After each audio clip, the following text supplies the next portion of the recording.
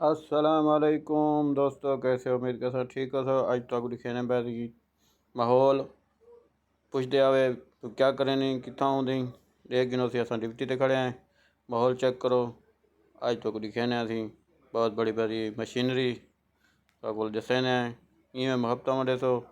साढ़े YouTube channel subscribe करे सो, घंटी का बटन दबे सो, इवें वीडियो ना दसो, वीडियो पूरी दसो, मुहब्बत में दसो, मुहब्बत मंडी हो हमता ये देख गिनो सी दोस्तों। सामने साडा कैंप है, ये मशीनरी है वे सामने बढ़िया बढ़िया मशीनरी आए हुए वे वल। ये भी माहौल चेक करो, ये लाइट लगी खड़ी है, ये मशीन ये वे को चेक करो, ये पानी लाई हुए वे, ये चेक करो ड्रिल पैप, ये चेक करो सी, ये चेक करो। मैं ही टाइम रेग फ्लोर ते खड़ा, ये रेग मास्टो लिखे पे जिवें पिछली वीडियो तो तुसां दिखे वे। ये ड्रिल पैप दस बड़े बड़े ये असीं असां इत्थे ही काम करे ने, ड्यूटी करे ने। इयां मुहब्बत मंडिया सो दोस्तों।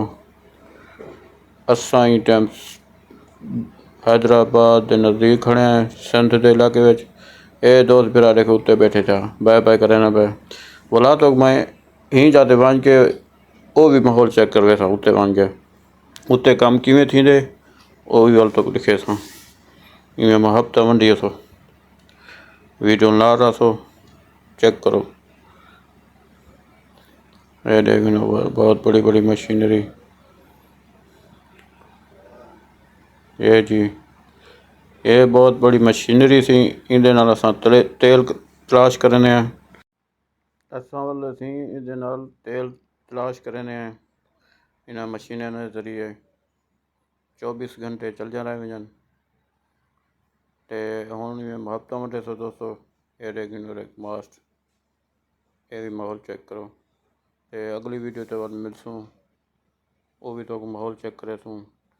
हुण ही रेग मास्ट के उत्ते वे समय वो भी अगली वीडियो तक दिखे सूँ उत्ते काम किवें थींदे।